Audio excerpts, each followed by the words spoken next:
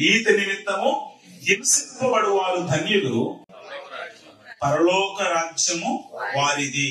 చూడండి, పరలోక రాజ్యం వారిది అన్న మాటతోనే కదా మొదటి దీవెన మొదలు పెట్టండి. చదవండి.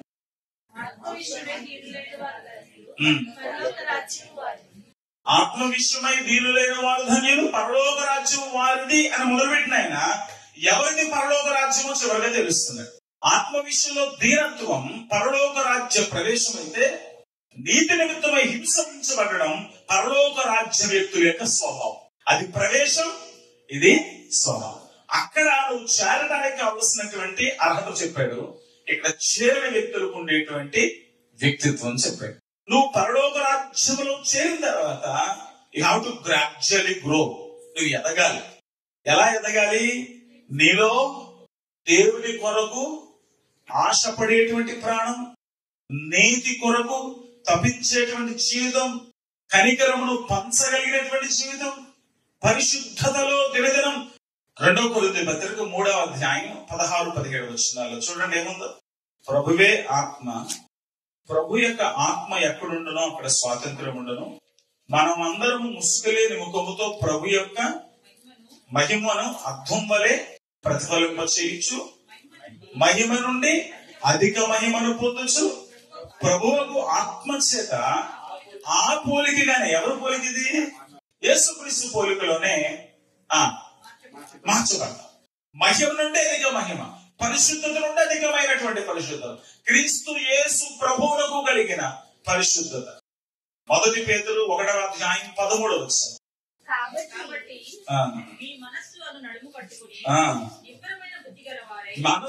నడుము కట్టుకుని నిబ్బరమైన బుద్ధి గలవారై యేసుక్రీస్తు ప్రత్యక్షమైనప్పుడు మీకు తేబడి కృప విషయమై నేను పరిశుద్ధుడై ఉన్నాను గనక వ్రాయబడి ఉన్నది గనక కాగా మీరు విధేయులకు పిల్లలై. చూడండి, ఒక నిమిషం ఆగుదాము. ఇక్కడ మనస్సును కట్టుకోకపోతే, దేవుని కృపకు నువ్వు అప్పగించుకోకపోతే నువ్వు పరిశుద్ధతలోనికి రాలేవు. ఓకేనా? పరిశుద్ధతలోనికి వచ్చిన తర్వాత ఆ పరిశుద్ధతలో కొనసాగాలి అంటే విధేయతలో ఎదగాలి. 1-2 విషయాలు నేను మార్చుకోగలుగుతున్నానండి, మిగతావి కుదరట్లేదు బ్రదర్. ట్రై చేయి. ఎదగు. రోజు రోజుకి ఇంప్రూవ్ యువర్ సెల్ఫ్. మెల్లమెల్లగా నిన్ను మెరుగుపరుచుకో. ఇవాళ 4 విషయాలు ఆయనకు లోబడిగా, 4 విషయాలు ఆయన పాదాలు చెంతకు తీసుకో. ఇవాళ 10 విషయాలు ఆయన చెంతకు నేను రాగలిగా.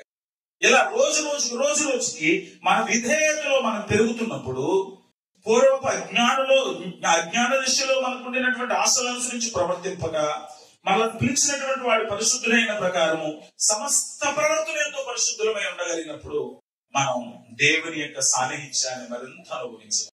పరిశుద్ధత లేకుండా ఎవడును ప్రభువుని చూడాలి.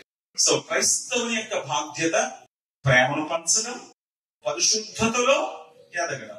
ఆ తర్వాత చివరికి వచ్చేసరికి ఆయన ప్రేమను ఇతరులకు పంచడం మాత్రమే కాదు, ఆ ప్రేమ కొరకు నువ్వు జీవించినందుకు చీత్కారాన్ని, తిరస్కారాన్ని, హింసలను అనుభవించడానికి కూడా సిద్ధమవ్వాలి. యేసు ప్రభు గురించి మనం చెప్పుకోవాల్సి వస్తే, యేసు ప్రభు చాలా యథార్థపరుడు. ప్రతి మతం ఏం చెప్తుందంటే, దేవుణ్ణి నమ్ముకోండి అన్ని ఆశీర్వాదాలు మీకు వస్తాయంటారు. ఒకప్పుడు నేను పేపర్లో ఒక యాడ్ చూసేదాన్ని. ఏమిటా యాడ్ అంటే, బాబా గారు వస్తున్నారు, మీకు ఆకస్మిక ధనప్రాప్తి కావాలా, లేకపోతే మీ కోర్టు వ్యాజ్యంలో తీర్చబడాలా, అలాగే మీకు పెళ్లి కావాలా, లేకపోతే మీకున్న అప్పులు తీరిపోవాలా, మీకు అదృష్టం కలిసి రావాలా, అయితే బాబా గారిని దర్శించండి అని యాడ్లు చూసేవారు. ఇప్పుడు అదే బాబాలో ఇంకో రకంగా తయారయ్యారు. మీరు మా చర్చికి రండి, మీకు ఏవైనా ఏ సమస్యలైనా ఏ కోరికలైనా తీర్చబడతాయి అని అంటారు. మరి అందరి కోరికలు తీర్చే వాళ్ళకి కానుకలు ఎందుకు అడుగుతారో నాకు అర్థం కాదు. మరి వాళ్ళ కానుకలు అడగకూడదు కదా, అది కూడా దేవుడు ఇస్తారని నమ్మాలి కదా. రైట్. ఇప్పుడు యేసు ప్రభు దగ్గరికి వస్తే, నాయన నువ్వు నా దగ్గరికి వచ్చావు, నేను రక్షకుడిని అన్నావు కదా, నా ద్వారా పరలోకం వస్తుందని అన్నావు కదా, నా దగ్గరికి వచ్చావు కదా, కన్ఫర్మ్ అంటే కన్ఫర్మ్ ప్రభా, అయితే చావటానికి రెడీగా ఉన్నాయన అంటాడు. ఇదేంటి ప్రభా, నువ్వు చాలా ఇబ్బంది పెట్టేస్తున్నావు, నీకంటే పాస్టర్లే బెటరు, అక్కడికి వెళ్తాం, వాళ్ళు కనీసం దేవుళ్ళ గురించి చెప్తున్నారు. లోకంలో ఇబ్బందులలో, శ్రమలలో, బాధలలో, కన్నీటిలో చచ్చులు కాసేపు కూర్చుంటే మనశ్శాంతి కలుగుతుంది. నువ్వెక్కడ దొరికావయ్యా బాబు, రాగానే మంచి మాట మాట్లాడు చచ్చిపోతావు అంటే ఏంటంటే, ఆయన మొదటి ప్రసంగం మొదలెట్టిన తర్వాత ఒక 7 మాటలు అయ్యావో లేదో ఆయన చావు గురించి మాట్లాడు. అంటే యేసు ప్రభు మాయ చేసేటువంటి వ్యక్తి కాదు, మాటలలో మోసం చేసేటువంటి వ్యక్తి కాదు. తన దగ్గరకు వచ్చినటువంటి వాళ్ళకి సిలువ ఎత్తుకోవాలని చెప్పాడు. తన దగ్గరకు వచ్చినటువంటి వాళ్ళతో అన్నాడు, లోకము నన్ను శ్రమ పెట్టింది, శ్రమ పెడుతుంది, మిమ్మల్ని కూడా శ్రమ పెడుతుంది అన్నాడు. నా నిమిత్తం మీకు చచ్చిపోవాల్సి వస్తుంది అని కూడా చెప్పాడు. ఎక్కడ కూడా వాళ్ళని ఎటువంటి అబద్ధాలు, ప్రలోభాలు పెట్టి వాళ్ళు మార్చలేదు. చాలా మంది క్రైస్తవ్యం మీద మోపే నెపం ఏంటంటే, మీరు ప్రలోభాలు పెట్టి మార్చేస్తున్నారని. వాడు ప్రలోభాలు పెట్టి వాళ్ళ సంఘాన్ని నడిపించుకుంటున్నారు, ప్రలోభాలు పెట్టి వాళ్ళ మతం పెంచుకుంటున్నారు, కానీ ప్రలోభాలు పెట్టి క్రీస్తు దగ్గరికి ఎవరిని తీసుకురాలేదు.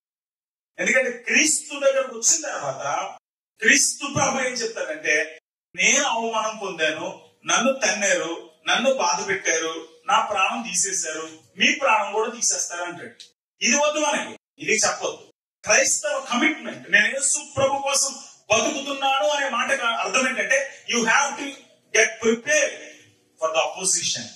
వ్యతిరేకతకు రెడీగా ఉండాలి, తిరస్కారానికి రెడీగా ఉండాలి, అవమానాలకు రెడీగా ఉండాలి, సావు కూడా రెడీగా ఉండాలి. యేసు ప్రభు చెప్పాడు, నన్ను గనక నమ్ముకుంటే మీ కుటుంబంలో గొడవలు వస్తాయి, అత్తకి కోడలికి పడదు, అన్నకి తమ్ముడికి పడదు, నీ ఇంటి వాళ్ళని తీసుకెళ్లి అప్పగిస్తాడని చెప్పాడు. అబద్ధాలు చెప్పాడా? చెప్పలేదు. నేను అగ్నివేయ వచ్చిందని అన్నాడు.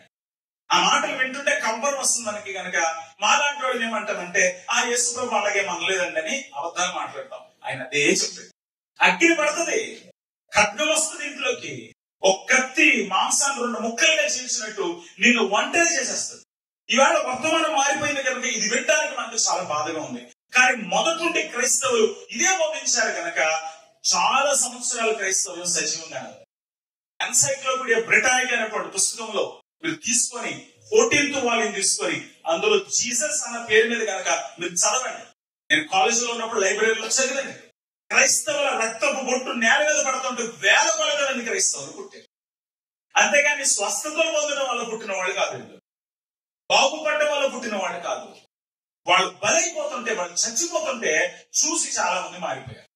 ఇది క్రైస్తవ సంఘ చరిత్రలో రాయబడి రక్త చరిత్రలో చదువుకున్నాం ఉందమని. అది చదివితే మీకు అర్థమవుతుంది. 300 సంవత్సరాలు క్రైస్తవులు సాటి సమాజానికి దూరమై కప్పదొపియాలో 300 అడుగుల కింద వాళ్ళు గుహలు చేసుకొని బ్రతికారు. ఇప్పుడు కూడా వెళ్ళి ఆ గుహలను చూడొచ్చు. కింద ఒక సిటీయే కట్టేశారు. చీమలు పుట్టలు ఉన్నట్టు కింద ఒక సిటీ కట్టేశారు. అక్కడ జీవించారు. సమాజంలో బయట ధైర్యంగా బతకలేనటువంటి పరిస్థితుల్ని అనుభవించారు. కానీ వాళ్ళు ఎప్పుడూ క్రీస్తున్నారు, వాళ్ళు ఎప్పుడూ దేవునికి దూరం కాలేదు. ఎందుకంటే యేసయ్య బోధ వాళ్ళకు చాలా స్పష్టంగా చెప్పబడింది. యేసయ్య చాలా స్పష్టంగా ఈ విషయాన్ని తెలియజేశాడు.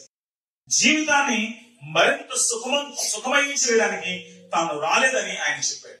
ఆదిమ సంఘం హింసను ఎలా అనుభవించిందో కనుక మీరు వింటే మీకు ఒళ్ళు పగులు పడుతుంది.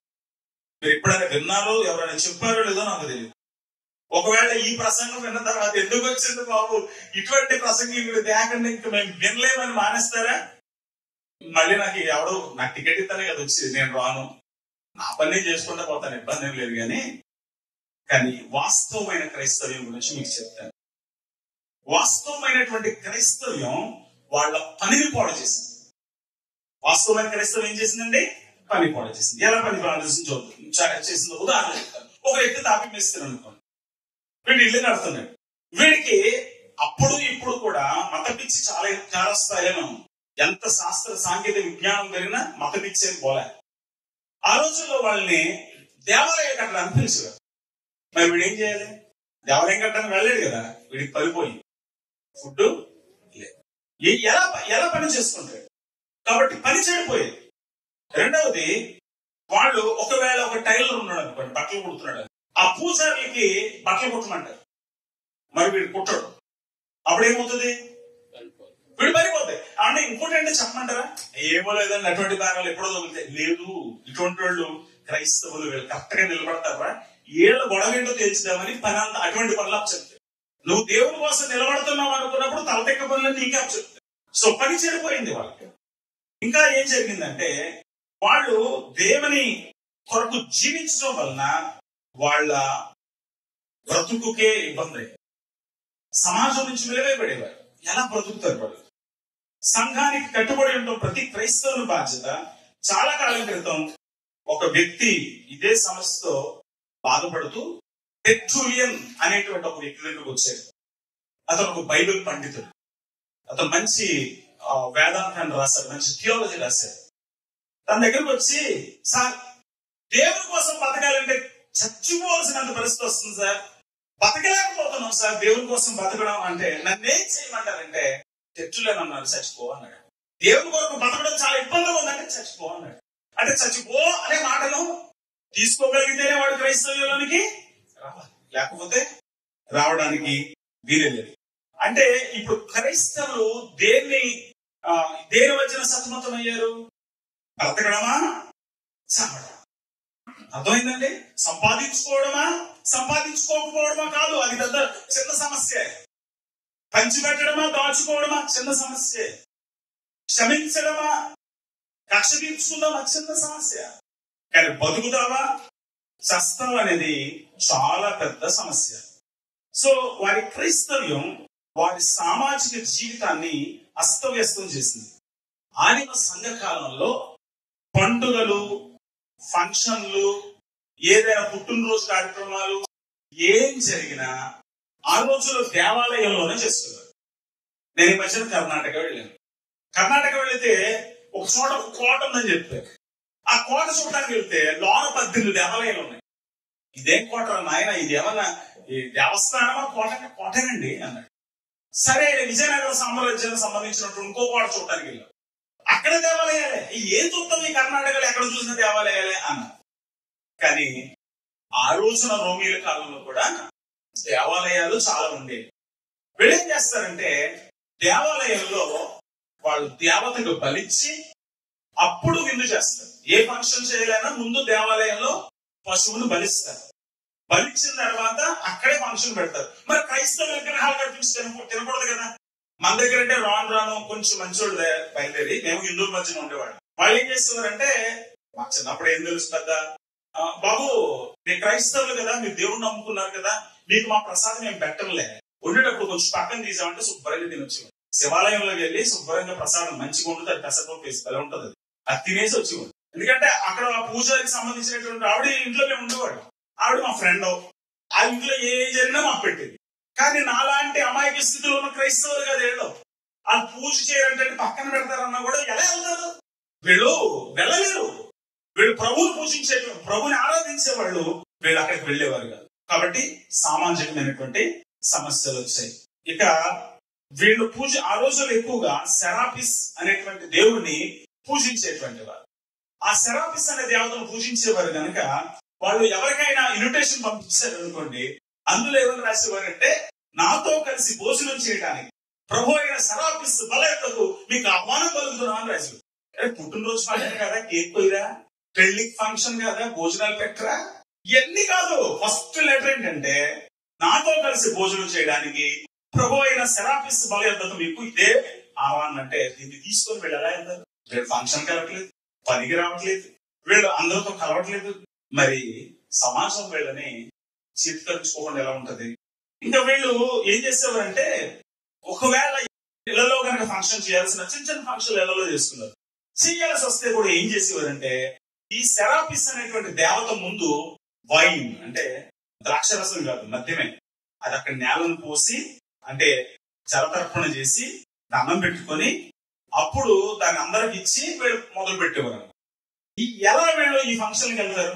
ఇంకా ఘోరమైనటువంటి విషయం ఏంటంటే, ఈ క్రైస్తవ్యం వాళ్ళ పని చెరగొట్టడం మాత్రమే కాదు, లేక వాళ్ళ బ్రతుకు తెరువును దెబ్బతీయడం మాత్రమే కాదు, సమాజంలో ఉన్నటువంటి స్నేహ సంబంధాలని తెంచుకోవడానికి, వాళ్లతో ఇబ్బంది పడడానికి ప్రోద్బలం చేయడం మాత్రమే కాదు, కానీ ఈ క్రైస్తవ్యం కుటుంబాలను విడదీసేది. ఒకవేళ ఒక వ్యక్తి క్రైస్తవ్యాన్ని స్వీకరించాడు అనుకోండి, మిగతా వాళ్ళు ఒప్పుకునేవారు. పోలేరు, నువ్వు ప్రార్థనకి వెళ్ళరా, ఎవరి దేవుళ్ళు వాళ్ళు, నీకు ఆ దేవుడిని వచ్చాడు వెళ్ళరా, అదేమీ లేదు.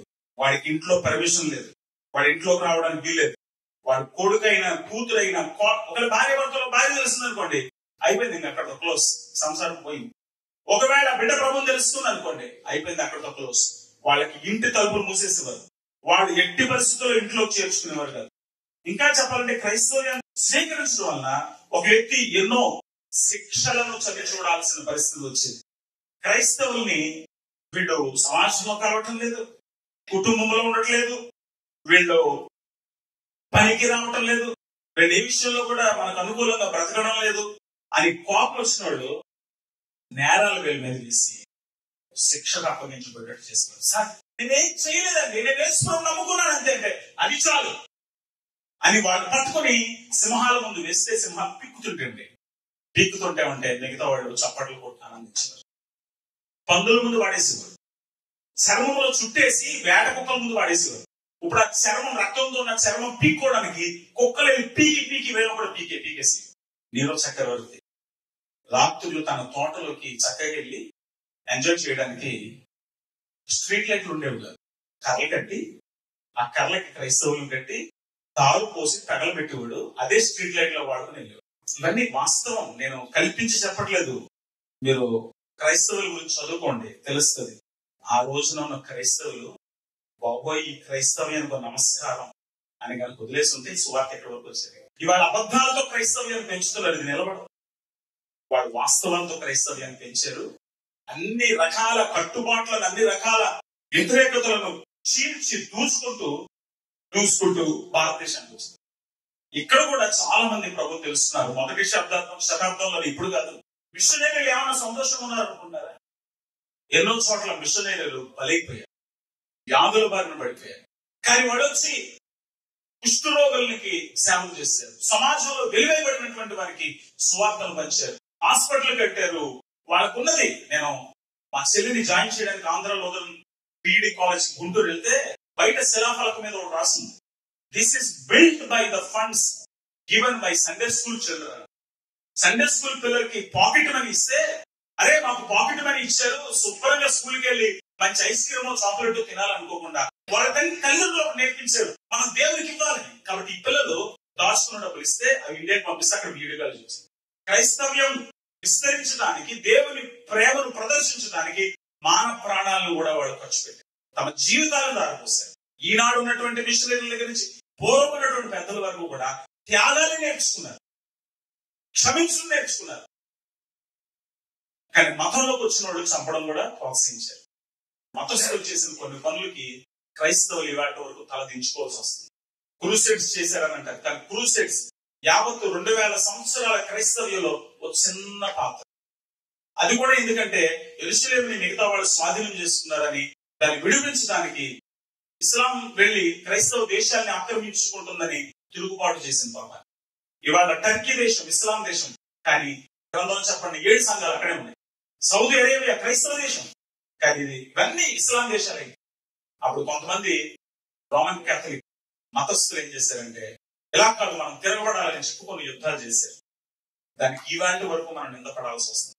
కానీ మిగతా క్రైస్తవ్యం అంతా ఆదిమ సంఘం నుండి ఇప్పటి వరకు కూడా ఈ రోజు వరకు నైజీరియాలో కొన్ని వేల మంది చంపబడుతున్నారు. చైనాలో మొన్న మధ్యనే అండర్ గ్రౌండ్ చర్చెస్ ఉంటే ఆ పాస్టర్స్ కూడా పట్టింది. అనేక చోట్ల హింసలు అనుభవిస్తూ కూడా వాళ్ళు దేవుని కొరకు బలమైన సాధనాలుగా నిలబడ్డారు. ఎందుకంటే వాళ్ళు నేర్చుకున్న క్రైస్తవ్యం వేరు, మనం నేర్చుకుంటున్న క్రైస్తవ్యం వేరు. నీతి నిమిత్తమై నువ్వు హింసించబడ్డావా, నువ్వు ధన్యుడవు. నీతి నిమిత్తమై వీళ్ళేమి సమాజానికి వ్యతిరేకంగా ఏం చేయలేదు. వాళ్ళ మతాన్ని వాళ్ళు కాపాడుకుంటున్నారు, వాళ్ళ విశ్వాసాన్ని వాళ్ళు కాపాడుకుంటున్నారు, వాళ్ళు దేవుని వెంబడిస్తున్నారు. కానీ దీనికి వాళ్ళకి ఎంత కోపం కలిగించింది, ఎంత క్రూరంగా వాళ్ళు ఎందుకు చంపేశారు, ఒంటిగా తారుపోసి ఎందుకు చంపేస్తున్నారు, సింహాల ముందు ఎందుకు పడేస్తున్నారు, లేకపోతే వాళ్ళని తీసుకువెళ్లి ఆ కుక్కలకు ఎరగా ఎందుకు వేసేస్తున్నారు, ఇంత ఘోరం ఎందుకు జరుగుతుంది అంటే క్రైస్తవుల మీద కొన్ని అపవాదులు యూదులు బాగా ప్రచారం చేశారు. యూదులే, ఎందుకంటే యూదులు మా మతంలో నుండి మా మతాన్ని చెడగొడడానికి ఈ క్రైస్తవ్యం పుట్టిందని కోపం వచ్చింది వాళ్ళు. కాబట్టి వాళ్ళు మెల్లగా అపవాదులు ప్రచారం చేశారు. ఈ క్రైస్తవులు అంటే వీళ్ళు నరమాంస భక్షకులు. అవును బ్రదరు, అవునండి, వాళ్ళు ఆదివారం కలుసుకున్నప్పుడు ఇదిగో ప్రభు శరీరం, ఇదిగో ప్రభు రక్తం అంటారు. ప్రభు రక్తం కాదు, ఇది సరిగ్గా కనపడతలేదు. పసిపిల్లల రక్తం. వీళ్ళు ఏం చేస్తారంటే కలిసినప్పుడు పిల్లలను చంపేస్తారు, చంపేసి రక్తాన్ని పిండుకొని తాగుతారు, ఆ మాంసం తింటారు. ఎవడన్నా వెళ్ళి చూసాడు? ఎక్కడన్నా చంపితే ఆనవాళ్ళు ఉన్నాయా? కానీ అపవాదులకి ఆధారాలు ఉండవు. ఆ మాట వెళ్ళిపోయి చంపేద్దాం అనుకుంటారు. అపవాదులే మొన్న అస్సాంలో క్రైస్తవులు చావడానికి కారణం. అపవాదులు పుట్టించారు, ఇలా క్రైస్తవులు ఇలా చేశారు. అపవాదులే ఇవాళ నైజీరియాలో క్రైస్తవులు చావడానికి కారణం. అపవాదులే చైనాలో క్రైస్తవులు చావడానికి కారణం. అన్నిటిలో అపవాదులే. అంటే ఆధారాలు లేవు, ఆధారాలు ఉండవు, అలా పుట్టిస్తారు. ఆ రోజుల్లో ఇది అప్పుడే క్రైస్తవులు వీళ్ళు బల్లారాధన చేస్తున్నప్పుడు వీళ్ళు ప్రభు ఇచ్చినటువంటి శరీరం, ప్రభు ఇచ్చిన రక్తం అంటే వీళ్ళకి ఆ ప్రభు నేర్పించాడు రా, వీళ్ళ తినమని అని ప్రచారం చేశారు. ఇంకోటి ఏంటో తెలుసా, వీళ్ళు అనైతిక వ్యవహారాలు చేస్తారు అని దుష్ప్రచారం చేశారు. వీళ్ళు కోటాలు ఇట్టుకుంటారు కదా, కోటాలు ఇట్టుకున్న అందరూ ఒక చోట కూర్చుంటారా? ఆ కూర్చున్నప్పుడు వాళ్ళు విశృంఖలంగా లైంగిక వ్యవహారాలు తేలుతారు. అక్కడ వారి వరుసలు ఉండవు అన్నారు. ఎందుకంటే ఈ క్రైస్తవులు ఇప్పుడు లేదులేండి, ఆ రోజుల్లో క్రైస్తవులు తెలుసుకున్నారు. హలో బ్రదర్, హలో సిస్టర్ అని ముద్దు పెట్టుకున్నారు. పెదాల మీద ముద్దు కాదు, బుక్కలుగా అంటించుకుంటారు అంతే. వీళ్ళు చేస్తారు కదా. కానీ ఇప్పుడు అది చేస్తే న్యాయమైంది. కానీ ఆ రోజుల్లో ఇలా కౌగిలించుకొని, బైబిల్లో మీరు కొరింథీ పత్రిక కూడా చూసి పరిశుద్ధమైన ముద్దు పెట్టుకొని అంటారు. ఎందుకంటే విశ్వసించిన వాళ్ళంతా మనతో ఒక ఫ్యామిలీ అనుకునేవారు. బ్రదర్ సిస్టర్ రిలేషన్షిప్ ఉండదు. ఇవాళ లోవు కొవ్వు లేవు, అక్కడ కామ పురాణం లేదు. వీళ్ళు కలిసినప్పుడు పరిశుద్ధ క్రైస్తవులకు ఉన్నంత పరిశుద్ధత ఎక్కడ లేదు. నిక్కచ్చిగా యథార్థంగా ఆ ప్రేమను రూపొందించుకున్నారు. కళ్ళు కామంతో మూసిపోయినోడికి ఇవేం కనపడతాయి. కాబట్టి వాళ్ళు ఏం చేశారంటే, వీళ్ళు ఇలా కలుసుకున్నప్పుడు వీళ్ళు పనులు చేస్తారండి అంటే సమాజానికి చీడు మనుషులు అంటారు, ఏదో అన్ని దరిద్రం, అసలు చీడవేళ్ళని ఒక కోపం కలిగింది సమాజానికి. ఇంకా భయంకరమైంది ఏంటో తెలుసా, క్రైస్తవులు ఇల్లు తగలబెట్టేస్తారు అని ప్రచారం చేశారు. ఎందుకంటే అప్పుడు క్రైస్తవులు మనకంటే ఉద్యోగం ఎక్కువ, మనం అంటే సైలెంట్ గా ప్రేమగా దేవుడు నమ్ముకుంటా అన్నాం కదా. అది కాదు, యేసుప్రభువు నమ్ముకోకపోతే చచ్చిపోతావు, నరకానికి వెళ్ళిపోతావు, అగ్గిలో కాలిపోతావు అని చెప్పడం కాకుండానే అగ్గి బొమ్మలు వేసుకుని చూపించేవారు. ఇలా కాలిపోతాం అంటే ఏంటంటే కొంచెం ఎఫెక్ట్ ఎక్కువ ఉంటుంది అనుకున్నారేమో, గ్రాఫికల్ ఎఫెక్ట్. ఇలా చెబితే ఆలయం ప్రచారం చేస్తున్నాడంటే వీళ్ళు కాల్చేస్తారంటరా, వీళ్ళు నమ్ముకోకపోతే దేవుడు కాల్చేస్తాడంటరా. ఒక రోజున ఈ రోమపట్నం తగలబడినప్పుడు ఏం ప్రచారం చేశారంటే, ఏళ్ళే తగలబడిపోతాం, చచ్చిపోతాం, అంతమైపోతుంది అన్నట్టు ఏళ్ళే తగలబెట్టేశారంటే మిగతా వాళ్ళకి మండిపోయి, ఎలా మన ఇల్లు కాల్చేస్తారు, వీళ్ళు మనతో కలగకపోతున్నారు, వీళ్ళు వేరేగా ఉంటున్నారు, వీళ్ళు ఇన్ని అకృత్యాలు చేస్తున్నారు, ఎందుకు చూస్తూ ఊరుకోవాలని అది కోపం రేకి వీళ్ళందరూ పట్టుకుని కాల్చిపడేశారు. అది అసలైన కారణం. యేసు ప్రభు దేవుడని ప్రకటించినందుకు కాదు, నీతిగా జీవించారు. వాళ్ళ అపవాదులు ప్రచారం చేస్తున్నారు. క్రైస్తవుల కుటుంబాన్ని చీల్చేస్తారు. చూడండి, మా అమ్మాయి వేసుకోవడం అనుకోదే, అది ఇంట్లోకి రాదంటారు. కానీ వీళ్ళు రాయట్లేదు ఇంట్లోకి. అమ్మాయి వస్తుంది, అమ్మాయి వస్తుంది, దేవుళ్ళు కలుస్తుంది. కానీ వాళ్ళు ఏం ప్రచారం చేశారంటే, వీళ్ళు ఇంట్లోకి రారు, మనతో కలవరు. అమ్మాయి రావాలనుకుంటే వీళ్ళేమంటారు, అమ్మాయితో అమ్మ మళ్ళీ మా పూజలు చేయాలి, నువ్వు మరి మా దేవత దగ్గరికి రావాలి, మేము పని దగ్గర తినాలి, ఇవన్నీ చెప్తారు. ఆ అమ్మాయి అలాగే అలా కుదురుతుంది, నేను వేసుకోవడం అనుకున్నాను అంటది. కానీ బయట ఏం ప్రచారం చేస్తారు, క్రైస్తవులు ఎవరితో కలవరండి బాబు, మేము మీ సంఘాలకు రావట్లేదా, మీ మీటింగ్లు రావట్లేదా, మీ దేవుడి దగ్గర రావట్లేదా, మాకే ఫీలింగ్ లేవు, మీకు మేము అన్ని చెప్పి చాలా ఫీలింగ్ వచ్చారు. ప్రభువే, మేము కాదంటలేదు, కానీ మా దగ్గర కూడా రండి, మా పూజలు చేయొద్దులే, మాతో ఉండండి. ఒక క్రైస్తవుడు ఎలా ఉండగలరు? సో ఇది వాళ్ళకి ఆ రోజున పెద్ద సమస్య తీసుకొచ్చింది. సో క్రైస్తవులు హింస పొందింది ఈ అపవాదుల వల్ల మాత్రమే కాదు, రాజకీయ కారణాలు కూడా. ఎందుకంటే ఆ రోజుల్లో రాజ్యం విస్తరిస్తాం. రోమ సామ్రాజ్యం చాలా పెద్దది, బ్రిటిష్ సామ్రాజ్యం వలె చాలా పెద్దది అన్నమాట. ఎంత పెద్దదంటే ఆ బ్రిటన్ దగ్గర నుంచి ఇక్కడ యూఫ్రటీస్ వరకు, ఇటు ఆఫ్రికా నుంచి అటువైపు పర్షియా వరకు, ఇలా చాలా ప్రాంతాలకి ఈ యొక్క రాజ్యం విస్తరించింది. ఈ రాజ్యం ఇంత విస్తరించినప్పుడు అనేక ప్రాంతాల ప్రజలు, అటు ఆఫ్రికన్స్ ఉన్నారు, ఇటు యూరోపియన్స్ ఉన్నారు, ఇటు ఏషియా వాళ్ళు ఉన్నారు, తర్వాత ఈ రకరకాల ప్రజలు ఒక్క నాటిపై ఎలా ఉన్నారు, వీళ్ళందరూ ఒకే దేశంగా ఎలా కలుస్తున్నారు. ఇంత రాజభక్తిని ఎలా ప్రకటించారు. దేశం చాలా పటిష్టంగా ఎలా ఉండగలిగింది. రోమ సామ్రాజ్యం అంత అప్రతిహతంగా ఎలా విస్తరించగలిగింది అంటే అంతకుముందు హిట్లర్ చేసినట్టే ఆ రోజుల్లో ఎప్పుడో చాలా కాలం క్రితం రోమా సామ్రాజ్యం కూడా చేసింది. రోమియులందరూ కూడా రోమా దేవతనే పూజించాలి. రోమా దేవత ఉందంటారా? భారతమాత ఉందా? లేదు లేదు. కానీ ఎంత గొడవ అయిపోతుంది. నువ్వు భారత మాతకు చెయ్యట్లేదంటే పేగలు నరికేస్తున్నారు కదా. అంటే దేశాన్ని దేవతగా చేస్తారు. మన రోమా దేవతని, ద స్పిరిట్ ఆఫ్ రోమ్, దీన్ని పూజించాలి మనం. సో దేశమంతా కూడా రోమన్ సామ్రాజ్యాన్ని ఉన్నతంగా ఎంచాలి.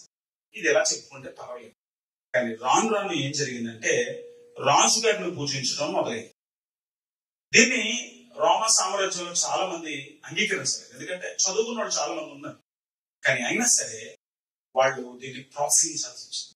ఎందుకంటే మరి ఒక మతంగా మనం కలుస్తున్నప్పుడు ఒక సామ్రాజ్యంగా కూడా కలిసి ఉండగలుగుతాం అని వాళ్ళు అనుకునేవారు. అన్ని రాష్ట్రాలకి కూడా రోమా సామ్రాజ్యం అంటే చాలా ఇష్టం. ఎందుకంటే రోమా సామ్రాజ్యం వచ్చిన తర్వాత మంచి రోడ్స్ కన్స్ట్రక్షన్ అంతటికి మూలపురుషులు అంటే మంచి రోడ్ హైవేస్ కన్స్ట్రక్షన్ చేశారు. వీళ్ళు వచ్చిన తర్వాత వాణిజ్యం జరిగింది. పైరట్స్ ఉండేవారు సముద్రంలో. రోమా సామ్రాజ్యం వచ్చిన తర్వాత మొత్తం వాళ్ళందరినీ కూల్చిపడేశారు, వాళ్ళందరినీ తీసిపడేశారు. దోపిడి దొంగలు ఉండే రోడ్ల మీద తీసిపడేశారు. కాబట్టి ఎక్కడ చూసినా ప్రజలు సుభిక్షంగా క్షేమంగా ఉండగలుగుతున్నారు. అనేక సంస్కృతుల సాంప్రదాయాల ప్రజలు సంతోషంగా మంచి వాణిజ్యాన్ని అనుభవించగలుగుతున్నారు. మంచి చక్కని పరిపాలన అనుభవించగలుగుతున్నారు. చాలా నిష్పాక్షికంగా చట్టాలు ఉండేవి. తప్పు చేసిన ఎవడైనా సరే, ఎంతడైనా సరే వాడిని తీసుకెళ్లి వేసి పడేసేవారు అంతే. కాబట్టి ఎక్కడైనా సరే నిరంకుశత్వాన్ని, తిరుగుబాటుని వాళ్ళు చాలా కఠినంగా అణిచిపారేసేవారు. కాబట్టి రోమా సామ్రాజ్యం అంటే అందరికీ మామూలుగానే ప్రేమ పెరిగింది. ఆ ప్రేమ ఏ స్థాయికి పెరిగిందంటే రాజునే పూజించే స్థాయికి పెరిగింది. రాజునే పూజించాలి. ఎవరు ఏ దేవుడిని పూజించుకున్నా పర్లేదు, కానీ రాజునే పూజించాలని చెప్పడం కాదు, రాజుకి దేవాలయాలు కూడా కట్టేశారు. అయితే క్లౌడియా చక్రవర్తిని వ్యతిరేకించారు. కానీ సీజర్ చక్రవర్తి వచ్చిన తర్వాత ఇది బాగుంది కదా. వాళ్ళు కూడా చెప్పారు, మీకు తెలుసా మిమ్మల్ని పూజిస్తే ఒకే దేవుడు ఉంటే బాగుంటది. ఎవరికి వాళ్ళకి దేవుడు ఉన్నాయనుకోండి, ఉండనివ్వండి. కానీ సంవత్సరానికి ఒక్కసారన్నా మీ విగ్రహం పెట్టిన దేవాలయానికి వాళ్ళు వచ్చి కొంచెం ఇన్సెన్స్ అంటే అగరత్తులు ఇడుతాం కదా, అలాగే అక్కడికి వచ్చి సాంబ్రాన్ని వేయడం, అగరత్తులు ఇచ్చుకోవడం చెయ్యాలి. చేస్తే వాళ్ళకు సర్టిఫికేట్ ఇస్తారు. ఏమైనా సర్టిఫికేట్ ఇస్తారు? అక్కడ ఇతను వచ్చాడు, రాజు గారికి తన అలియన్స్, తన యొక్క విధేయతను ప్రకటించాడు, తన లాయాలిటీని ప్రకటించాడు, ఇదిగో ఇన్సెన్స్ కూడా వేశాడు, మరి రాజు గారిని కూడా పూజించాడు అని ఒక సర్టిఫికేట్ ఇచ్చేవారు. ఈ సర్టిఫికేట్ దగ్గర అనుకోండి, ఏ కూటమి పెట్టుకుని ఏమన్నారు, ఏ కూటమి పెట్టుకుని ఎక్కడ పెట్టుకుని ఏమన్నారు, ఎవరన్నా ఎక్కడ మీటింగ్ పెట్టావు ఏంట్రా చేసుకో, సార్ మేము రాజుగారి బానిసలు అండి, చూడండి సార్ సర్టిఫికేట్ ఇచ్చారు, పెట్టుకో కూటమి పెట్టుకో. ఏ దేవుడైనా పూజించవచ్చు, ఎక్కడికైనా వెళ్ళొచ్చు, కానీ నేను సర్టిఫికేట్ తీసుకోవాలి. కైసరే మా ప్రభు అని చెప్పాలి. క్రైస్తవులు ఏమంటారు? క్రీస్తే మా ప్రభు. మా పొరపాటును కూడా ఒప్పుకోరు. కైసర్ ప్రభురా, యేసు ప్రభు కూడా కైసరికి ఇచ్చేది అన్నాడు కదా.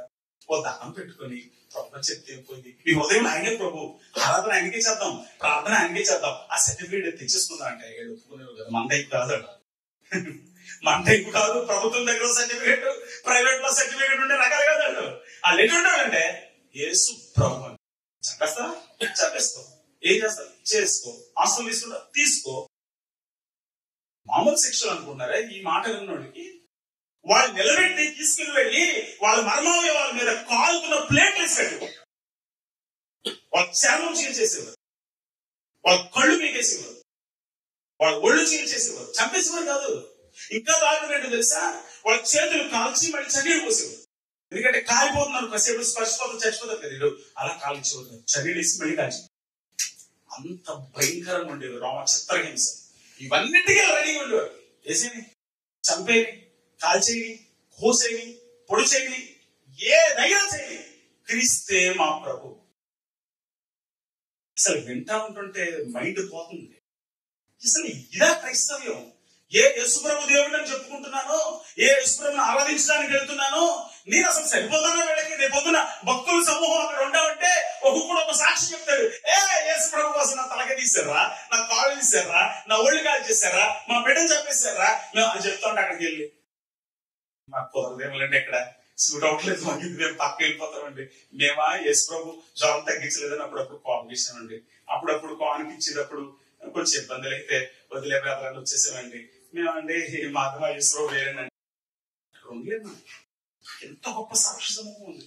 వీళ్ళు అవమానం నిలక్షపెట్టి సిలువను సహించి వాళ్ళు సింహాసనం దగ్గరికి వెళ్ళటానికి వాళ్ళు ఇష్టపడినటువంటి క్రైస్తవులు చేసిన ఏకైక నేరం ఏంటంటే కైసర్ కంటే క్రీస్తుకు అధిక గౌరవాన్ని ఇచ్చారు. క్రీస్తే మహారాజు, క్రీస్తే మా యొక్క ప్రభు, ఇదండి వాళ్ళ నేరం. మరి ఇటువంటి క్రైస్తవ్యం గురించి ఈవేళ మనం మాట్లాడుకోవాల్సి వస్తుంది. మరి మనం ఎక్కడున్నాం? నీతి నిమిత్తమై హింసించబడగలిగినటువంటి పరిస్థితుల్లోనికి మనం వచ్చామా? ఇది మనం ఆలోచన చేయాలి. ఈ వాక్యం చదువుతున్నాం, యేసు ప్రభు చెప్పిన మాటలన్నీ వింటున్నాం. ఆత్మలో దీనత్వం బానే ఉంది, మరి దరిద్రులుగా అనుకుంటాం ఓకే, దుఃఖం ఓకే, నీతి నిమిత్తం ఆకలి ఓకే, అన్నిటికీ ఓకే ఓకే ఓకే. మరి చంపేస్తాను చేస్తావా? ఓకే, నేను నా మతం ఉంటుంది ఏదైనా చూసుకుంటాను. ఇంత దారుణమైన మాత్రం ఏంటండి బాబు, చచ్చిపోమంటది ఏంటండి బాబు. ఇంకా తిరుపతి వెళ్తే నయమండి, ఆయన అన్ని ఇస్తాడు. ఇంకా చోటకెళ్ళి ఇది మా మతం అంటే చాలండి, వాళ్ళు మాకు అన్ని ఇచ్చేస్తారు, వద్దు అని మనం అనుకుంటాం. కానీ ప్రియమైన దేవుని బిడ్డలారా, వీళ్ళు ఈ హింసలను అనుభవించడానికి వాళ్ళు ముందుకు వెళ్ళారు.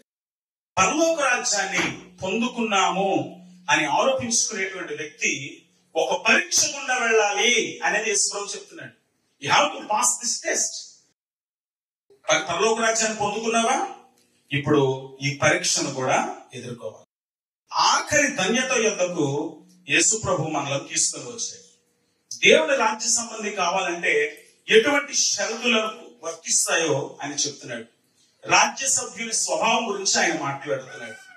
అందుకే హెబ్రీ పత్రిక 10వ అధ్యాయంలో 32వ వచనం నుండి 33వ వచనం వరకు హెబ్రీ గ్రంథకర్త ఒకప్పుడు వాళ్ళు పొందినటువంటి హింసలను, ఒకప్పుడు వాళ్ళు పొందినటువంటి బాధలను గుర్తు చేస్తూ వారిని ప్రోత్సహిస్తూ ఈ మాటలు వ్రాసుకుంటూ వస్తాడు. నేను కూడా చదివించనేవి మళ్ళీ చదువుతున్నాను. అయితే మీరు వెలిగింపబడిన మీదట శ్రమలతో కూడినటువంటి గొప్ప పోరాటమును సహించిన పూర్వ దినములను జ్ఞాపకములకు తెచ్చుకొనుడి. పూర్వం మీరు ఎన్నో హింసలు అనుభవించారు. ఒక విధంగా మీరు నిందలను, అవమానములను, బాధలను అనుభవించడం చేత 10 మందిలో ఆరిన పడితే అందరి ముందు అవమానపడ్డారు, అందరి ముందు వెలివేయబడ్డారు అని అంటాడు. అంటే యేసుక్రీస్తు నమ్మినటువంటి వాళ్ళు ఎటువంటి పరిస్థితులు గుండా వెళ్ళారో చెప్తూ కిందేమంటాడంటే, యాలైనగా మీరు ఖైదులు అవన్నీ చెప్పుకుంటూ కిందకు వచ్చేమన్నాడంటే, కాబట్టి మీ ధైర్యము విడిచిపెట్టబడి 34 కూడా చదువుతాను, నేను కూడా చదవలేదు, చదువుతాను. యాలైనగా మీరు ఖైదులను వారిని కరుణించి మీకు మరి శ్రేష్టమైనది స్థిరమైనది స్వాస్థ్యం ఉన్నదని ఎరిగి మీ ఆస్తి కోల్పోవటం సంతోషం ఒప్పుకుంటుంది. కాబట్టి మీ ధైర్యం విడిచిపెట్టబడి దానికి ప్రతిఫలం గొప్ప బహుమానం కలుగును. మాకు దేవుడు గొప్ప బహుమానం ఇస్తాడు అని వీటన్నిటిని అనుభవించడానికి వాళ్ళు సిద్ధపడ్డారు. ఇంకా చదివినప్పుడు మీరు దేవుని చిత్తం నెరవేర్చిన వారై వాగ్దానం పొందిన నిమిత్తం మీకు ఓరేని అవసరమై ఉన్నది, ఓర్చుకుందాంరా అనుకునేవారు. ఇక కాలం బహు కొంచెంగా ఉన్నది, వచ్చున్నవాడు ఆలస్యం చేయకుండా వచ్చును. నీతిమంతుడైన వాడు విశ్వాసపరంగా జీవించను గాని అతడు వెనుక తీసుకున్నాడు, అతను నా ఆత్మకు సంతోషం ఉండదు. అయితే మనం నశించుటకు వెలుగు తీయువారము కాము గాని ఆత్మను రక్షించుకున్నటకు విశ్వాసం గలవారమైనాం. మనం వెలుగుదేవరా, మనం విజయంలోరా, మనం ధైర్యంగా ముందుకు వెళ్తాం రా అని వాళ్ళు ప్రోత్సహించారు. క్రీస్తు కొరకు హింసించబడిన ప్రవక్తలను మరియు దైవజనులతో పారివారమయ్యే భాగ్యం మనకు దొరుకుతుందని ప్రోత్సహించారు. కాబట్టి వాళ్ళ శ్రమలు అనుభవించడానికి సంతోషంగా ముందుకు వచ్చారు. క్రీస్తు ప్రభు తన శిష్యులకు ఇచ్చినటువంటి హెచ్చరికల పరంపరలో చాలా సార్లు చెప్పాడు, చాలా రకాలుగా చెప్పాడు, అంత్యదినాల్లో ఏం జరుగుతుందో చెప్పాడు. అవన్నిటికీ ఇక్కడే ఆరంభమైంది. ఒక విధంగా యేసు ప్రభు ధన్యతలను చెబుతూ ఆ 10వ వచనం దగ్గరికి వచ్చేసరికి పెంతెకోస్తు దినం తర్వాత ఏం జరుగుతుందో చెప్తున్నాడు. సంఘం ఎక్కడ మొదలైంది? పెంతెకోస్తు దినాలు. పెంతెకోస్తు దినం వరకు కూడా అద్భుతమైన స్వస్థతలు, అద్భుతమైనటువంటి ఆశీర్వాదాలు అనుభవించారు. పెంతెకోస్తు దినాన పరిశుద్ధాత్మ దేవుడు దిగిరావడం అనుభవించారు. సంఘం ఏర్పడింది. కానీ 8వ అధ్యాయం మొదలయ్యేసరికి హింసలు మొదలయ్యాయి, సంఘం చెదిరిపోయింది. ఇంకా 8వ అధ్యాయం మొదలు ఈ వేళ వరకు కూడా సంఘానికి ఎక్కడ సమాధానం లేదు. దీనంతటికి యేసు ముందుగానే సిద్ధపరుస్తుంది. అసలు సినిమా స్టార్ట్ అవుతుంది, రెడీగా ఉండండి అని చెప్పాడు. యేసు ప్రభు జీవితం అంతా శ్రమలతోనే గడిచింది. యోహాను సువార్త 15-21 చూసుకుంటే మీకు అర్థమవుతుంది. ఆయన అన్నాడు, నేను శ్రమ పొందాను, మీరు కూడా శ్రమను పొందాల్సి ఉంటుంది. 16 చెప్తాడు, ధైర్యం విడిచిపెట్టకండి, ధైర్యం విడిచిపెట్టకండి, నేను విజయం సాధించాను, మీరు కూడా విజయము సాధిస్తారు. సో ఒకవేళ నిన్ను అందరూ మెచ్చుకుంటున్నారు, అందరూ పొగుడుతున్నారు, ఎవరు కనపడినా నేను చాలా మంచిగా నీ గురించి చెప్పుకుంటున్నారంటే you are not a good Christian. అబద్ధాలు ఆడుతున్నారు ఆఫీసులో, నువ్వు కాదన్నావు అనుకో నేను అందరూ వేరు చేస్తారు. బ్రదర్ అన్నారు, బ్రదర్ నేను లంచం తీసుకోను, కానీ మా ఆఫీసులో ఒకటి తీసుకుంటే అందరికి పంచుతారు, నన్ను ఏం చేయమంటారు అని అడిగి నువ్వు వద్దనే నేను కూడా తీసుకున్న వాళ్ళకి ఇవ్వాల్సిందే. ఇది పద్ధతి, లేకపోతే ఉద్యోగం మానేయాలి. సో నువ్వు అందరితో కలిసినప్పుడు వెరీ గుడ్, మంచోడండి, ప్రభు నమ్ముకోవాలండి, చాలా మంచోడండి అంటే ఇది అబద్ధం, ఇది తప్పు, ఇది నేరం, ఇది నేను చేయను, నేను దేవుడు పెట్టని, నేను తల వంచను, నేను దేవుడికి లోబడతాను అన్నావు అనుకోండి, నీకు శ్రమలు అక్కడే మొదలు. సో నీతి నిమిత్తమై హింసించబడుతున్నారు అని అంటే దానికి కారణం ఏంటి? ఇప్పుడు దాకా వింటున్నారు కదా, ప్రశ్న చాలా ఇబ్బందికరంగా ఉంది కదా. నీతి నిమిత్తమై హింసించబడుతున్నారంటే అర్థం ఏంటి?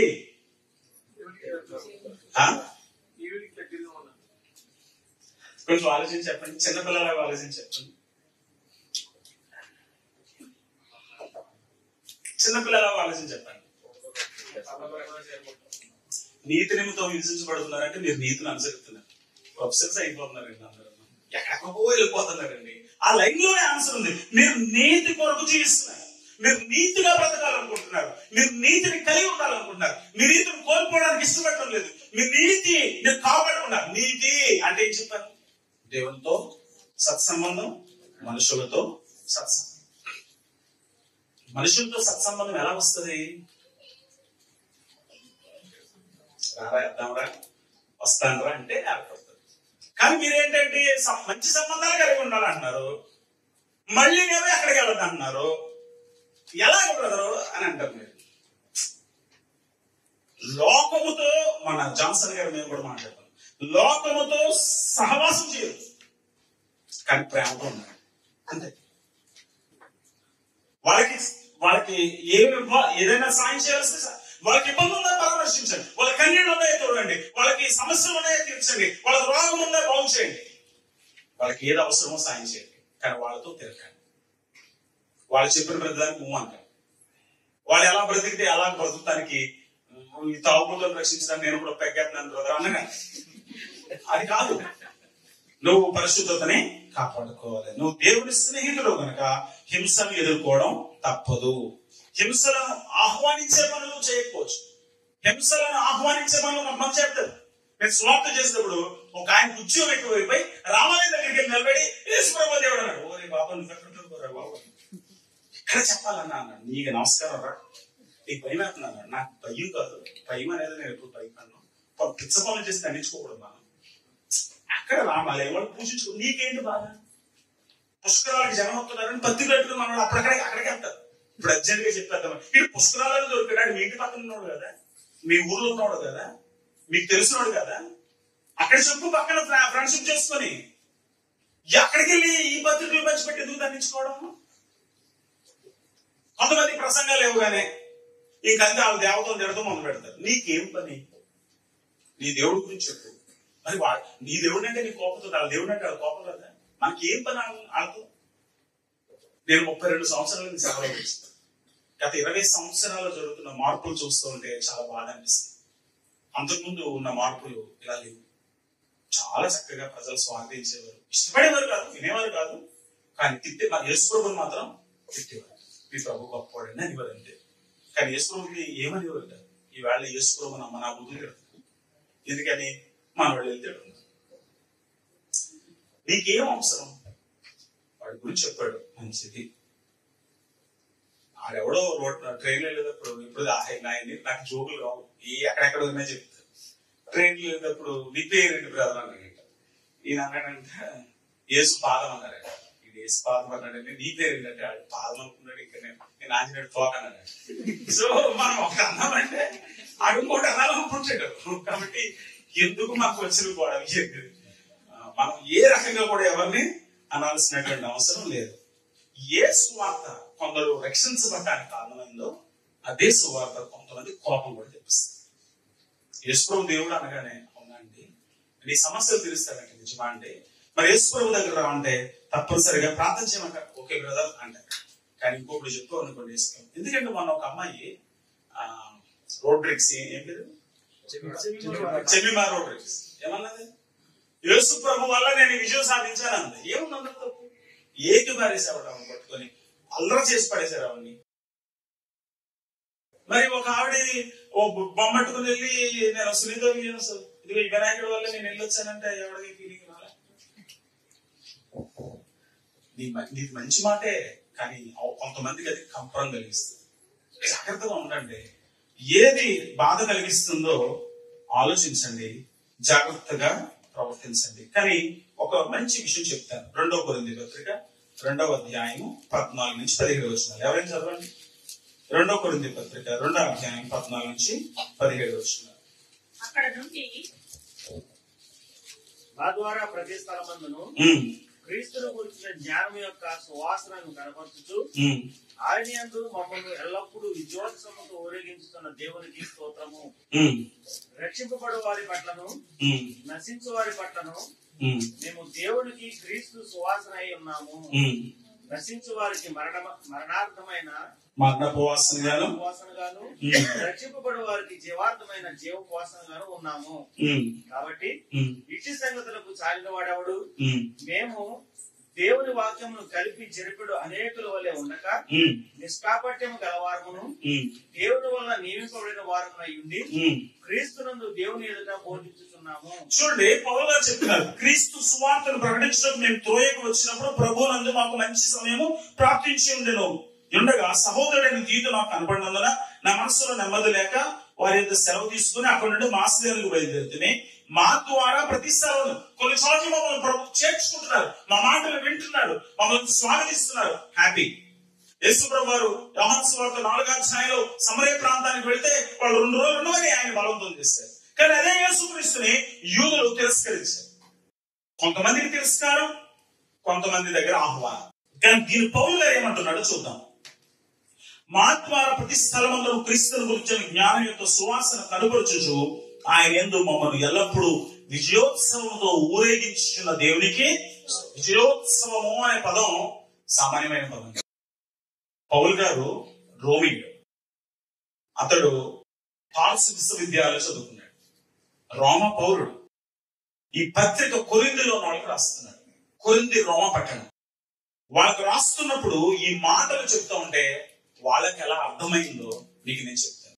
ఇక్కడ అంటున్నాడు, విజయోత్సవంతో ఊరేగించుచున్న దేవునికి స్తోత్రం. రక్షించబడే వారి పట్లను నశించు వారి పట్లను మేము దేవునికి క్రీస్తు సువాసన ఉన్నాం. కొంతమంది రక్షించబడే వాళ్ళు ఉన్నారు, వాళ్ళకి సువార్త చెప్తే వింటున్నారు, వాళ్ళు యేసుప్రభువుని అంగీకరిస్తున్నారు, ప్రార్థన చేయమంటున్నారు. వాళ్ళకి మేము మాట్లాడే మాటలు జీవోపవాసంలో మేము మాట్లాడుతుంటే అమ్మయ్య బతుకుతాం అనిపిస్తుంది. కానీ చదువుతున్నప్పుడు ఇంకా నశించు వారికి మరణార్థమైన మరణోపవాసనగాను రక్షింపబడే వారికి జీవార్థమైన జీవోపవాసనగాను ఉన్నాము అన్నాడు. రోమ సామ్రాజ్యంలో ఒకడు అద్భుతంగా విజయం సాధిస్తే, ఇతడు రోమీడే, రోమా సైన్యాధిపతే. ఇతడు విదేశం పైన విజయం సాధించాలి. స్వదేశంలో అలాగే అనర్చడం కాదు, విదేశంలో విజయం సాధించి టెరిటరీని పెంచాలి. అంటే సామ్రాజ్యాన్ని హద్దులను పెంచాలి. పెంచిన తర్వాత అక్కడ విజయం సాధించిన తర్వాత అక్కడ ఇంకా ఏ అణిచివేత లేదని ఇన్ఫర్మేషన్ చక్రవర్తికి రావాలి. ఒక సామ్రాజ్యం పెంచారంటే వాళ్ళందరూ సంతోషంగా మన సామ్రాజ్యంతో కలవడానికి ఒప్పుకున్నారండి, చాలా పీస్ఫుల్ గా జరిగిందండి అని చెప్పాలి. పైగా వెళ్ళినటువంటి వ్యక్తి కనీసం 5,000 మందిని చంపుండాలి. ఎంతండి? 5,000 మందిని చంపుండాలి. లెక్క కూడా ఉంది. పైగా తను తీసుకున్నటువంటి సైన్యంలో ఒక్కడు కూడా చదవాలి, గాయాలు కూడా తగలవు. ఎంత ఇంపాసిబుల్. యుద్ధం జరుగుతున్నప్పుడు అటు జరుగుతుంది కదా, అవ్వకూడదు. ఇతడు ఇంత అద్భుతమైన విజయాన్ని నమోదు చేయాలి. టెరిటరీని పెంచాలి, తిరుగుబాట్లు ఉండకూడదు, ప్రజలను రాజ్యం వైపు మలచాలి, ఇతను 5,000 మందినన్నా చంపుండాలి, ఇతని సైనికులు ఒక్కడు కూడా చనిపోకూడదు, ఇతడు ఇంత చక్కగా విజయం సాధించి కనుక వస్తే అతన్ని మామూలుగా తీసుకొచ్చేవారు కాదు. జైత్రయాత్ర మొత్తం ఊరంతా పూలతో అలంకరించేసేవారు. ప్రజలందరూ కూడా రోడ్ల మీద వచ్చి ఉండేవారు. రోడ్ షో మనకు మంత్రులు చేస్తారు కదా, అది ఏమాత్రం సరిపోతుంది.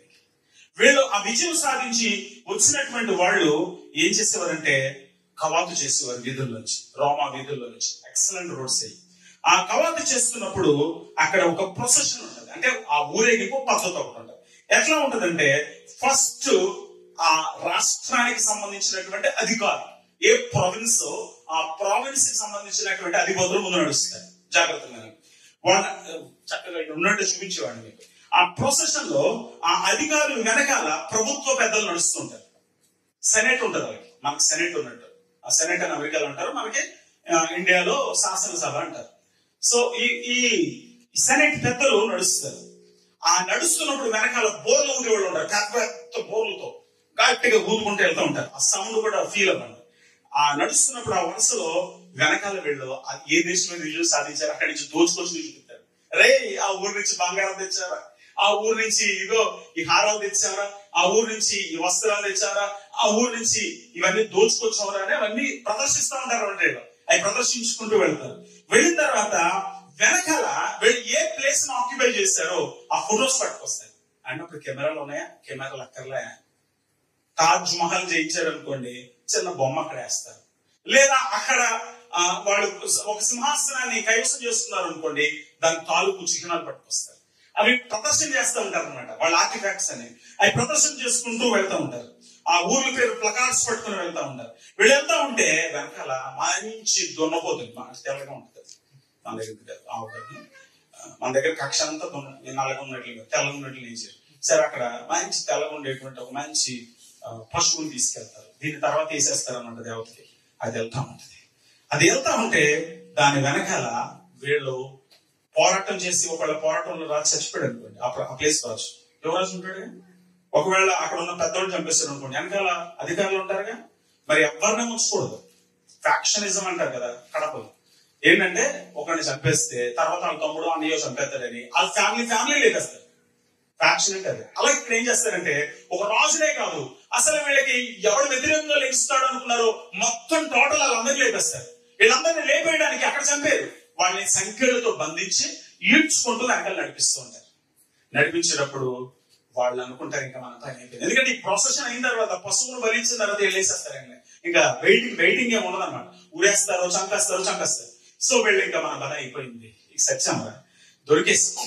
ఈ వీధుల్లో వీళ్ళు అందరూ ఆహారాలు చేస్తూ చక్కగా పూలు జల్లుతూ గట్టిగా జేజలు కొడతా ఉంటే వీళ్ళగా ఎలా పడతాయి, సావుగట్టలో వినపడతాయి. అక్కడ చక్కగా మంచిగా పువ్వులు చల్లుతూ ఉంటే ఆ వాసన వీళ్ళకి ఎలా ఉంటది, శవం మీద పువ్వులు చల్లుతున్నట్టు ఉంటది. అక్కడ వీళ్ళు చక్కగా ఆ మంచి ఇన్సెన్స్ కాలుస్తూ చక్కగా మంచి సువాసన వెదజల్లుతూ వెళ్తూ ఉంటే వీళ్ళకి అది మరణపు వాసన. వీళ్ళు పట్టబడిపోయారు, మన పని అయిపోయిందిరా అనుకున్నారు.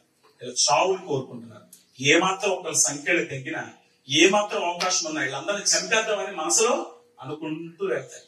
సో ఇది మరణపు వాసన. సో వీళ్ళు వెళ్తున్నారు. వీళ్ళు వెళ్ళినప్పుడు వాళ్ళ వెనకాలే కింకర్లు వెళ్తారు. కింకర్లు అంటే తెలుసు కదా, యేసుప్రభుని నాలుగొండి కొరడలతో కొట్ట సింబల్ చూసారు కదా, అలాగే ఉంటారు. వీళ్ళు చక్కగా బ్లాక్ వేసుకుని చేతులు మంచి కొరడాలు పెట్టుకుని, రోమ కొరడాలు చాలా భయంకరమైనవి.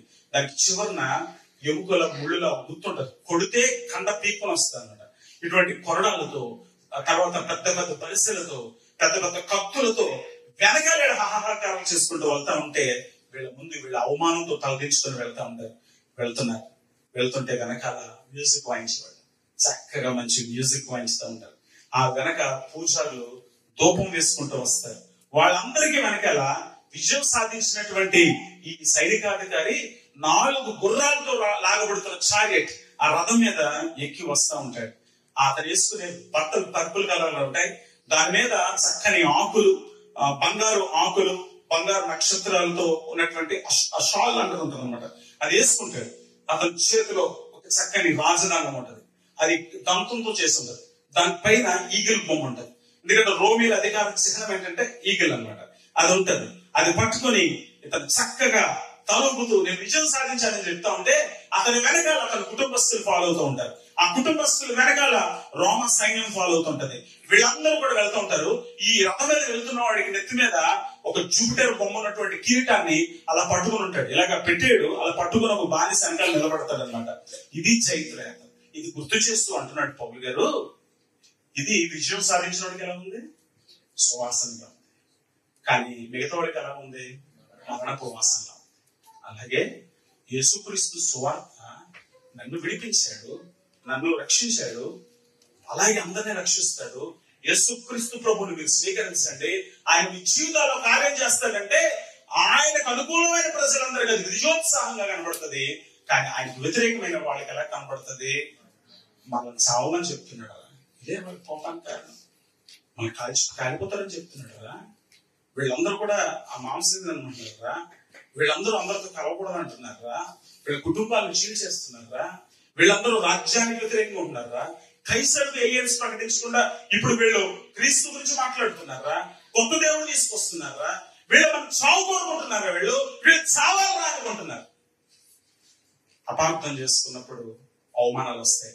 మీరు అనుకుంటున్నారు నేను దేవుని కొరకు నిలబడితే అందరూ మమ్మల్ని అర్థం చేసుకుంటారని. లేదు, మిమ్మల్ని అందరూ అర్థం చేసుకోరు. రెడీగా ఉండండి. 100 మందిలో ఒక ఇద్దరు అర్థం చేసుకుంటారేమో. ఒక 90 మంది, ఇద్దరు పోన్లే ఓ 10 అర్థం చేసుకున్నారు అనుకుందాం. 90 మంది నీకు వ్యతిరేకంగానే ఉంటారు. చర్చకు వచ్చిన వాళ్ళు కూడా వ్యతిరేకంగానే ఉంటారు. అందరూ ఇప్పుడు మీరు అందరూ సైలెంట్ గా విన్నారు అనుకుంటారా? మీలో కూడా ఉంటారు, నాకు తెలిసిన విషయం. కానీ నేనేం పట్టించుకోను. సో మనము ప్రత్యేకమైన ప్రజలు. చీకటిలో నుండి 1 Petrus 2:9-10 చీకటిలో నుండి ఆశ్చర్యకరమైన తన వెలుగులో పిలిచిన వాని గుణాతిశయములను ప్రచురము చేసేటువంటి ప్రత్యేకమైనటువంటి జనాలు. మనం ప్రత్యేకమైన జనాలు. 1 యోహాను పత్రిక 2:15-17 మీరు చూసినప్పుడు మనం లోకమును దాని ఆశ గతించిపోతున్న వాటిని వెనకాల వెళ్ళిపోకుండా మనం క్రీస్తు వెనకాల శరీరాశ, నేత్రాశ, జీవపడములను వ్యతిరేకించి క్రీస్తు దేవుని చిత్తాన్ని చేయాలని తాపత్రయపడుతున్న ప్రజలు, దేవుని చిత్తం చేయాలని తాపత్రయపడుతున్న ప్రజలు, దేవుని గుణాతిశయాలను ప్రచారం చేయాలని తాపత్రయపడుతున్న ప్రజలు. మనము లోకంతో స్నేహం చేసేవాళ్ళం కాదు, దేవునితో స్నేహం చేసేవాళ్ళం. లోకంతో స్నేహం చేసేటువంటి వాళ్ళు లోకంతో సామరస్యంతో ఉంటారు, దేవునికి శత్రువు అవుతారు. దేవునితో స్నేహం చేసేవాళ్ళు ఆటోమేటిక్ గా లోకానికి శత్రువులు అవుతారు. కాబట్టి నీతి కలిగినటువంటి జీవితం, పాపమును వ్యతిరేకించేటువంటి జీవితం 10 మందితో నిందలు మోయటానికి సిద్ధంగా ఉండాలి. వేలెత్తి చూపేవాళ్ళు ఎక్కువ మంది ఉంటారు, కానీ మనిషిని గ్రహించే వాళ్ళు చాలా తక్కువ ఉంటారు. కాబట్టి దేవుని బిడ్డలమైనటువంటి మనం ఈ హింసలను మనం అనుభవిస్తాము, ఈ తిరస్కారాన్ని అనుభవిస్తాము అన్నప్పుడు ఇప్పుడు ఏం చేయాలి? ఎందుకు వచ్చిందండి బాబు, మనకెందుకులండి క్రైస్తవ్యం? ఆనందించడి. ఫిలిప్పీయులకు 4:4-7 వచ్చినారు. ఇప్పుడు రాసిన తెలుసా పౌలు గారు? అది పౌలు గారు రాయలేదు అసలు. యాక్చువల్ గా పౌలు గారిని జైలు పెట్టారు. 2 కాళ్ళు బంధించేశారు, 2 చేతులు బంధించేశారు, ఒళ్ళంతా వాయి కొట్టారు. ఆ లోన జైలు ఇప్పుడున్న కంఫర్ట్ జోన్ లో ఉండదు. ఎలకల మీద నుంచి తిరుగుతూ ఉంటాయి, పందికొక్కల మీద నుంచి తిరుగుతూ ఉంటాయి, ఎక్కడ దొరుకుతాయో తెలియదు, అసలు మనశ్శాంతి ఉండదు. కానీ ఆయన అక్కడ కూర్చొని దేవుడి గురించి ధ్యానం చేస్తూ, అప్పటికి ఫిలిప్పీలో ఉన్నటువంటి క్రైస్తవుల పరిస్థితి ఏంటబ్బా అంటే, అప్పటికి వాళ్ళని తీసుకువెళ్లి ఆ స్టేడియం లో పెట్టి, యేసుప్రభువును నమ్ముకున్నారా వాళ్ళని సింహాల ముందు వేసారు, యేసుప్రభువును నమ్ముకున్నారా కుక్కలు జరుగుతూ ఉంటే పరిగెట్టేటువంటి చేయడం, యేసుప్రభువును నమ్ముకున్నారా వాడిని చీల్చి చెండాడడం. ఈ పనులు ప్రజలందరూ స్టేడియంలో ఏదో క్రికెట్ మ్యాచ్ చూడటానికి, ఫుట్బాల్ మ్యాచ్ చూడటానికి కూర్చొని ఈ క్రైస్తవులు చంపుతా ఉంటే, వాళ్ళ రక్తం చెందుతూ ఉంటే వీళ్ళ తప్పట్లు కొట్టి ఆనందించేవారు. అటువంటి సమాజంలో ఉన్న క్రైస్తవులకు, ఫిలిప్పీలో ఉన్నటువంటి సంఘానికి 4వ అధ్యాయంలో ఈ మాటలు రాస్తున్న పౌలు ఆయన బయట కూర్చొని ఒక రైమ్ అన్నాడు, పత్రిక ఇచ్చాడు, పట్టుకెళ్ళమని చెప్పాడు. అది చెప్తున్నాడు, ఇంకో మాట చెప్పండి, ఆనందించడి. అలా చెప్తాను, ఆనందించండి రా బాబు. ఈ మాటలు మనలాంటి ఆ టైంలో ఉన్న ఆ పరిస్థితిలో అనుకోండి, పౌలు గారికి బాగా జోకులు ఎక్కువ ఉన్నట్టున్నాయి. ఆయన చచ్చిపోతున్నాడు, ఇవాళ చచ్చిపోయే పరిస్థితులు ఉంటే ఆనందించడానికి కదా. యెహోవా ఏం చెప్పాడు? నా నిమిత్తం ప్రజలు మిమ్మలను నిందించి హింసించి చెడ్డ మాటలల్లా పలుకున్నప్పుడు మీరు ధన్యులు, సంతోషించండి, ఆనందించండి, పరలోకమందు మీ ఫలము అధికమగును. తంతానికి బలిదంతానికి వచ్చే బ్రదర్ హల్లెలూయా హల్లెలూయా వాదంతాడు. అలా కాదు, మనసులో దేవానికి స్తోత్రం, ఆయన నీ కొరకు ఈ బాధలు అనిపించే భాగ్యం ఎప్పటికి దొరుకుతుంది ప్రభువా? నేను తిట్టినందుకు కాదు, నేను ఏదో అన్నందుకు కాదు, నేను తెక్క పనులు చేసినందుకు కాదు, నీతిగా బతికినందుకు, మంచిగా ఉన్నందుకు, ప్రేమిస్తున్నందుకు, మంచిది బ్రదర్ అన్నందుకు వాడు కోపం ఇస్తుంటున్నాడు. తండ్రి థ్యాంక్స్ అని దేవుని ఆరాధించాలి, దేవుని యందు ఆనందించాలి. ఎందుకంటే మన పరలోకమందు మన యొక్క ఫలము అధికమవుతుంది. మనం సడుక్కోకూడదు, ఆరోపణలు చేయకూడదు, పగ తీర్చుకోవడానికి ప్రయత్నం చేయకూడదు, బాబాయ్ వద్దరా బాబు అని చేతులు ఎత్తేయకూడదు. ఎంత కఠినమైనటువంటి శ్రమలున్నా మనం ప్రభువుని ఆరాధించవచ్చు. ఎందుకంటే శ్రమలలో ఆయన శక్తి అది. శోధన సహించువాడు ధన్యుడు, ప్రభు వాగ్దానం చేసిన జీవ కిరీటాన్ని పొందుతాడు. ఆ మహిమతో పోలిస్తే ఇప్పటి కాలపు శ్రమలు ఎనదగిన ఒక రోమపత్రిక 8:18. నిజంగా ప్రభుత్వ సంబంధాలు ఉంటే, పరిశుద్ధాత్మతో నింపబడిన వాళ్ళైతే, నిరంతరం దేవునిలో కొనసాగుతున్న వాళ్ళైతే, దేవుని పైన ఆధారపడిన వాళ్ళైతే, నీతి నిమిత్తమై మంచి చేసిన నీతి నిమిత్తమై ఒక మాట చూపించుకుంటాను. 1 పేతురు 2:21. క్రీస్తు కూడా మీ కొరకు బాధపడి మీరు తన అడుగు జాడలేదు నడుచుకున్నట్లు మీకు మాదిరి ఎంచిపోయాను. ఆయన పాపం చేయలేదు, ఆయన నోటలు ఏ కపటములు కనపడలేదు, ఆయన దూషింపబడి బదులు దూషింపలేదు, ఆయన శ్రమ పెట్టబడి బెదిరింపగా, దూషిస్తే నా మాటలు తిడితే తన్నే తన్నులు ఇంకా పెరుగుతాయి, అది కాదు నువ్వు చేయాల్సిన పని. బదులు దూషించక శ్రమ పెట్టబడి, నన్ను కొడుతున్నారా, కొట్టరా, నేనేమనుకుంటున్నారా, దేవుని పెట్టనురా, నేను చచ్చాక నువ్వు చస్తావురా కాదు. ఎవరు స్తెఫను? తండ్రి ఈ నేరం వాళ్ళ మీదకి, ఈ నేరం వాళ్ళ మీద మోపదు. దూషించబడి శ్రమ పెట్టబడి బెదిరింపగా న్యాయముగా తీర్పు తీర్చు దేవునికి తన్ను తాను అప్పగించుకొనెను. కాబట్టి ఇది కదా మనం చేయాల్సిన పని. అందుకే 20 వచనంలో ఏం చెప్తున్నాడు చూడండి. తప్పిదమునకై దెబ్బలు తిన్నప్పుడు మీరు సహించేయాలి, మీకేమి కాదు. మీరు ఏదో తప్పు చేసేస్తా నేర్చుకున్నారు, పలానా చోట మీటింగ్ పెట్టద్దన్నారు, మీటింగ్ పెట్టేస్తా నేర్చుకున్నారు, పలానా పని చేద్దామన్నా నేర్చుకున్నారు, పలానా మాట అనకూడదంటే అన్నర్థం నేర్చుకున్నారు. అది కాదు గొప్ప కదా, అది దేవునికి హితమగును. ఎందుకు మీరు పిలువబడింది. మేలు చేసి బాధపడినప్పుడు మీరు సహించిన యెడల అది దేవునికి హితమగును. మేలు చేయాలి, మేలు చేస్తూనే ఉండాలి. మన శత్రువులు కూడా మనం మేలు చేయాలి, మనం ద్వేషించే వారు కూడా మనం మేలు చేయాలి, మనం ప్రేమను పంచాలి, మనం నీతిని ప్రకటించాలి. దేవుడు అట్టి కృపను మనకు అనుగ్రహించుగాక.